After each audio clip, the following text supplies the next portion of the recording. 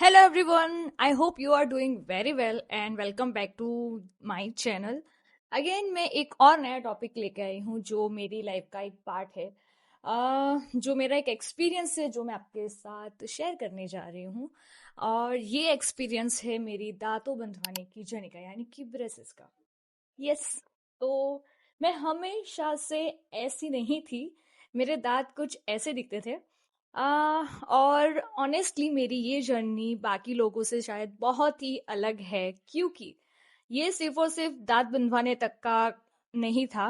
मैंने अपने 7 दांत निकलवाए हैं। इसीलिए मेरी जर्नी दूसरे लोगों से काफी अलग है। शुरू करते हैं आज का वीडियो। अगर आप भी सोच रहे हैं कि आपको भी ब्रेसेस वगैरह करवाना है तो वीडियो को एंड तक देखना। एंड ऑफ कोर्स मैं आपके साथ शेयर करने वाली हूँ कि मेरा एक्सपीरियंस कैसा रहा, क्या क्या इश्यूज हुए थे, और आफ्टर ब्रेसेस के बाद का भी एक्सपीरियंस कैसा है मेरा। क्या वो एक्चुअली में इतने अच्छे रहते हैं जैसा बोला गया है, वैसा होता है नहीं होता है। तो मैं आपके साथ सारा एक्सपीरियंस आज वही सब कुछ मैं आपके साथ शेयर करने वाली हूँ। So stay tune till the end. Let's start the video. Very first हम स्टार्ट करते हैं कि मेरे दांत कुछ पहले ऐसे दिखते थे। ओके, जो काफी बाहर से थे। मेरे अलाइनमेंट में कोई भी इशू नहीं था। ऊपर और नीचे के दांतों में बिल्कुल भी प्रॉब्लम नहीं था, जस्ट वो बाहर से थे वही इशू था। मैंने पहले बहुत ऐसा सोचा कि भाई मेरे दांत तो जैसे भी है वैसे रहेंगे, मैं कभी भी नहीं करवाऊंगी, अपने दांत नहीं बंधवाऊंगी कभी भी। मैंने ऐसा सोचा था। फिर एक टाइम पे ऐसा हुआ कि मुझे स्माइल करने में हेजिटेशन होने लगा कि मतलब पहले भी होता था, बट एक टाइम आता है ना कि अभी ऐसा हो रहा है कि नहीं, अभी थोड़ा अच्छा दिखना है मुझे, ऐसे मतलब स्माइल करते टाइम बिल्कुल भी हेजिटेशन नहीं होना है, मुझे भी पिक्चर परफेक्ट लगना है। हालांकि पिक्चर परफेक्ट चीज़ें होती नहीं है। इट्स जस्ट कि आपको कितना अच्छा लगता है, बस वही मैटर करता है। स्टार्टिंग में मैंने डॉक्टर को कंसल्ट करना शुरू किया। एक्चुअली मेरा प्रॉब्लम ये था कि मुझे जो नॉर्मल दांत होते हैं वैसे ही थे। बस एक इशू था बॉटम में, जहाँ पे मुझे एक एक्स्ट्रा दांत दांत के साथ आया था। आई मीन एक टूथ था मेरा, जो टूथ के ऊपर टूथ था कुछ ऐसा। सो उसकी वजह से क्या होता था कि परफेक्टली अलाइन होने में नीचे के दांतों में थोड़े इश्यूज आ रहे थे। पहले तो मुझे वो प्रॉब्लम सॉल्व करनी है। ठीक है, तो मैंने बहुत सारे डॉक्टर को कंसल्ट किया। डॉक्टर के बहुत सारे अलग अलग रिव्यूज़ आए। फिर एक डॉक्टर ने ये बोला कि आपके जो एक्स्ट्रा दांत है उसको अगर अलाइन में लेना है तो जो पीछे वाला दांत है ना उसको हमें निकालना पड़ेगा, क्योंकि जो आगे वाला दांत है वो तो आगे है। ओके, तो आगे वाले दांत को पीछे करना इजी रहेगा, पीछे वाले को आगे लाने से बेटर। ओके, तो मुझे लॉजिक लगा। एंड यस, मेरी वो सर्जरी वगैरह हुई। एंड फिर उसके बाद शुरू हुआ मेरे दांतों का स्कैनिंग कि अभी क्या क्या चेंजेस की ज़रूरत है। तो पूरा मतलब इधर से लेके इधर तक का पूरा एक्सरे होता है दांत का।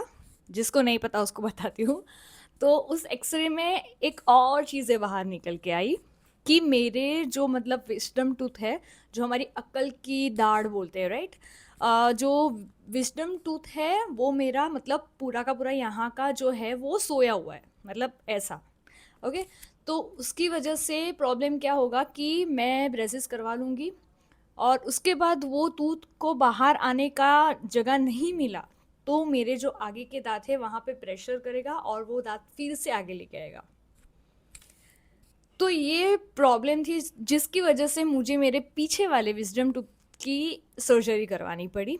सर्जरी काफ़ी बेसिक थी, ऐसा कुछ सीरियस वाली सर्जरी नहीं थी कि 2-3 घंटे लग जाए। 15-20 मिनट में सर्जरी हो गई थी। उसके बाद थोड़ी तकलीफ रही थी 3-4 दिन तक, मतलब खाना वगैरह नहीं खा सकती क्योंकि स्टिचेस वगैरह भी होते हैं, क्योंकि मेरी पूरी की पूरी स्किन के अंदर थी जो टूथ थी वो। उसकी वजह से थोड़ा मुझे पेन वगैरह हुआ। वो मेरा जस्ट स्टार्टिंग था। पहले बहुत डर लगता था मुझे कि भाई इंजेक्शन लगेंगे, यहाँ लगेंगे, वो लगेंगे। अनडाउटेडली आपको मतलब पूरा सुन कर दिया जाता है, मतलब पता ही नहीं चलता है कि दांत मतलब लिटल लिटल खींच रहा है, ऐसा ही लगता है। चीड़ फाड़ रहे वो भी पता नहीं चलता है। मेरी सर्जरी एकदम स्मूथली ख़त्म हो गई थी, मुझे कोई भी इशू नहीं था। उसके बाद डॉक्टर ने सजेस्ट किया कि ऊपर के जो आपके विजडम टूथ है दोनों, वो उसको भी निकालना पड़ेगा। वो भी मैंने निकाले। हियर टोटल कितने हुए, 1 2 3 4। ओके, और उसके बाद क्या हुआ कि अभी जो मेरे दांत है वो पूरे आगे से बाहर है। ठीक है, तो उसके लिए डॉक्टर ने बोला कि आपके जो यहाँ के आगे के जो दांत है वो पूरे के पूरे बाहर है, उसकी वजह से आपके जो यहाँ पे जो राक्षसी दांत बोलते हैं ना, उसके पीछे वाला जो एक दांत है ना, हमको वो एक्सट्रैक्ट करना पड़ेगा। तो मेरे दोनों साइड के दोनों दांतों को निकाल दिया ताकि मेरे दांत अंदर जा सके और प्रॉपर अलाइन में थे। ऐसा नहीं था कि आगे पीछे थे दांत, बिल्कुल भी ऐसा नहीं था। The total is 6। अभी 6 दांत मेरे निकल चुके हैं।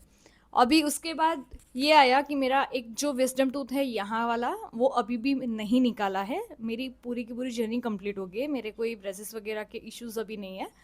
ठीक है, तो अभी एक रहा है क्योंकि वो मुझे इशू नहीं कर रहा है। डॉक्टर ने बोला था कि अगर वो इशू कर रहा है तो आप फ्यूचर में निकालना, अभी उसकी ज़रूरत नहीं है। So I was like thank you. पर स्टोरी यहाँ पे ख़त्म नहीं होती है।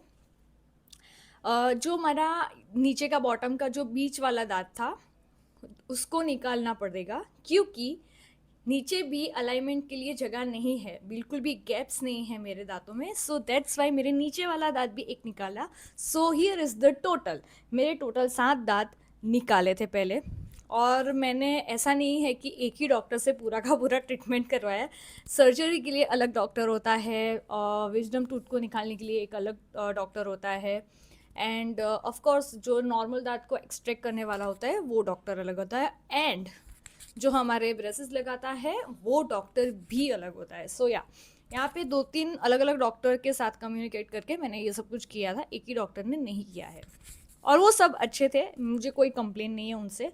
अभी दिन आया दांतों को बंधवाने का। दांतों को बंधवाने का प्रोसेस एकदम इजी गोइंग था, without any kind of complain बंधवा दिया। बंधवाने के बाद जो ब्रेसेस का जो मटेरियल होता है वो हमारे स्किन के साथ जब वेरी फर्स्ट टाइम कांटेक्ट में आता है तो उसे एडजस्ट करने में काफ़ी टाइम रहता है।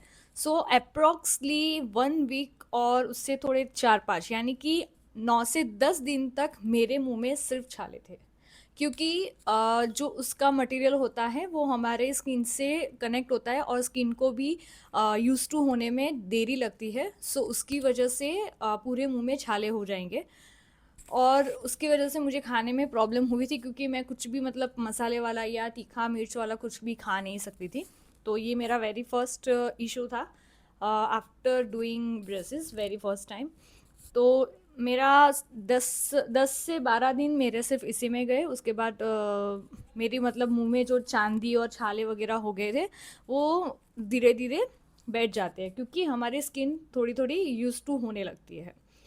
अभी 15 दिन में एक बार हमें डॉक्टर को दिखाना होता है, और वो 15 दिन में जो जितना भी मतलब जो ऑन गोइंग प्रोसेस है, अगर दांत को खींच के पीछे लेके जाना है, आगे लेके आना है, क्लीनिंग करना है, वो सब कुछ आता है। अभी जैसे ही मैंने मेरे 10 से 15 दिन ख़त्म हुए, उसके बाद से रियल इश्यूज शुरू हुए। इश्यूज नहीं बोल सकते, पर आप अगर ब्रेसेस करवा रही हो तो ये प्रॉब्लम आनी ही आनी है। सो मेरे वेरी फर्स्ट क्वेश्चंस वगैरह थे कि भाई पेनफुल कितना होगा, खा पाऊंगी कि नहीं, मैं कंफर्टेबल रहूंगी कि नहीं, दांत अंदर जाएंगे कि नहीं, इन्होंने प्रॉमिस किया है वैसा होगा कि नहीं, मेरे दांत मतलब जो निकाले हैं उसका मुझे रिग्रेट नहीं होगा। मुझे बहुत सारे क्वेश्चन थे। तो वेरी फर्स्ट पे आते हैं, खाना खाने में मुझे कोई प्रॉब्लम नहीं था। खाना में मैंने दबा के खाई। और किसी ने मुझे ऐसा बोला था कि पानी पूरी नहीं खा सकते ब्रेसेस में, मैंने दबा के पानी पूरी खाई है जब मेरे मुंह में ब्रेसेस थे। मैंने मतलब बोलते ना कि ये चीज़ें नहीं खानी है, वो मैंने दबा के खाई है, ब्रेसेस थे मेरे तब तक। और चीज़ वाली चीज़ें मैंने खाई है, तो उसमें क्लीनिंग का इशू यही होता है कि वो ना चिपक जाता है तारों में।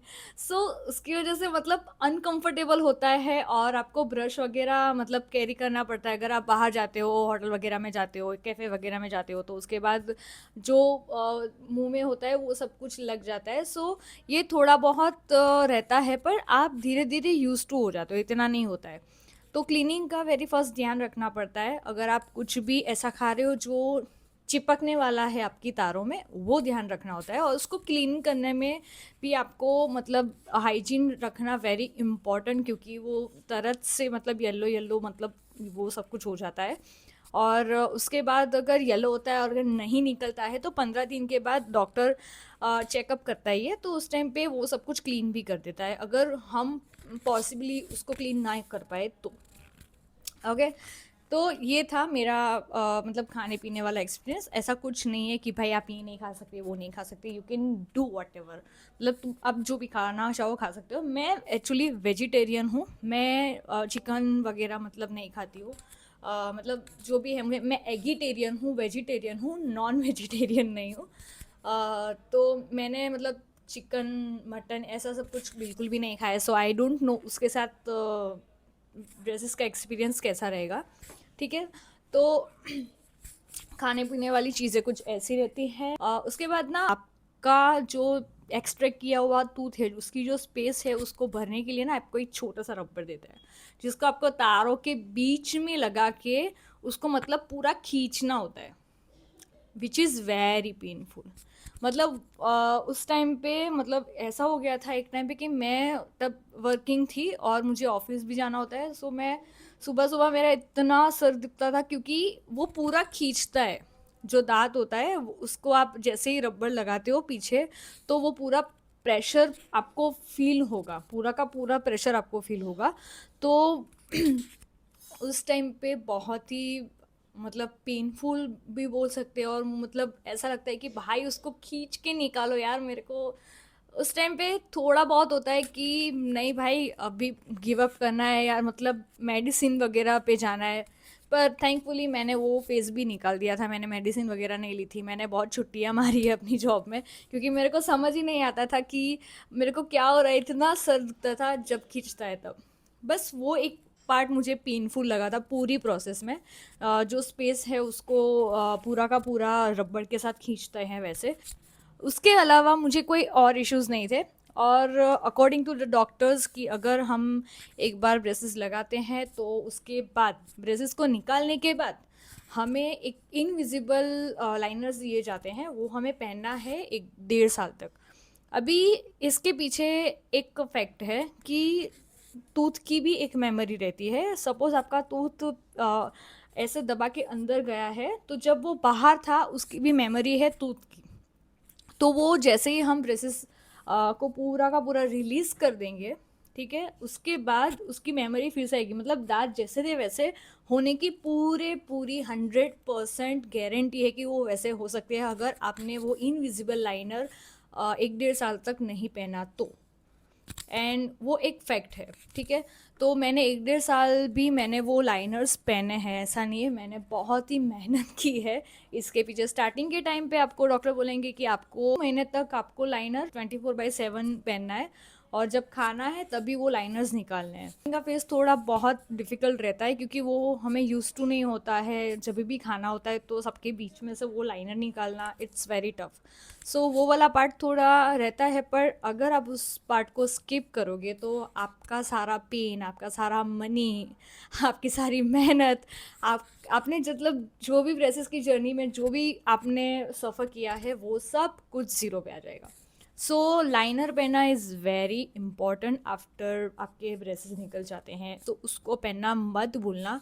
मैं हालांकि अभी भी पहन रही हूँ, मुझे मेरे ब्रेसेस को मैंने 1.5 ईयर तक रखा था ब्रेसेस को, और उसके बाद सब कुछ नॉर्मल हो गया। एंड आफ्टर दैट उसको ऑफ करने के बाद मैंने 1.5 ईयर तक इनविजिबल लाइनर वगैरह पहने हैं। और हाँ, आपको दांत आगे पीछे हो रहे हैं वो पता चलेगा, आप इनविजिबल लाइनर पहनोगे तो वो आपके दांतों का जो माप होता है उस हिसाब से देते हैं। तो जैसे ही आप उसको पुश करके पहनोगे तो आपको पता चलेगा कि हमारे दांत कितने बाहर आ चुके हैं। सो लाइनर पहनना इज़ वेरी इम्पोर्टेंट। एंड या दैट्स इट। उसके बाद तो मुझे मतलब कोई इशू वगैरह नहीं हुए हैं। हालांकि मेरे थोड़े बहुत गैप्स हुए हैं, क्योंकि मैंने थोड़ी सी लापरवाही कर दी थी, पर इतने बाहर नहीं है पहले जितने। मेरे दांतों की साइज़ थोड़ी बड़ी है, इसलिए मैं अभी भी हंसती हूँ तो ऐसा लग रहा है कि मैं दांतरी हूँ। पहले मेरे दांत कुछ ऐसे दिखते थे, और अभी फाइनल रिजल्ट मेरा ये है। ओके, तो इसके ऊपर से मुझे क्या क्या सीखने को मिला वो मैं आपको बताती हूँ। अगर आप ब्रेसेस लगवा रहे हो तो मेरी एक सिंपल सी एडवाइस है आप सबको। पहला, डरो मत। सेकंड, प्रोसेस को ट्रस्ट करो। और सबसे इम्पॉर्टेंट, पेशेंस रखो, क्योंकि इसमें पेशेंस का काम ही है। क्योंकि 1.5 ईयर बहुत लंबे होते हैं। उसके साथ आपको ब्रेसेस के साथ थोड़ी तकलीफ रहेगी, पर आप टाइम के साथ एडजस्ट करना सीख जाओगे, आप टाइम के साथ यूज टू होना सीख जाओगे और पेशेंस के साथ काम लोगे तो आपको एक अच्छा रिजल्ट मिलेगा। और आप मुझे पूछोगे कि आपने 7 दांतों की कुर्बानी दी है, वो आपके लिए वर्थ है कि नहीं। Definitely definitely. अगर आपको ये वीडियो हेल्पफुल लगा हो तो प्लीज़ मेरे चैनल को सब्सक्राइब कर देना, लाइक कर देना एंड कमेंट में ज़रूर बताना अगर आपको कुछ क्वेश्चन वगैरह है या नहीं है, या फिर कुछ भी अच्छा लगा हो वीडियो के बारे में, so you can just comment down below. मिलते हैं नेक्स्ट वीडियो में।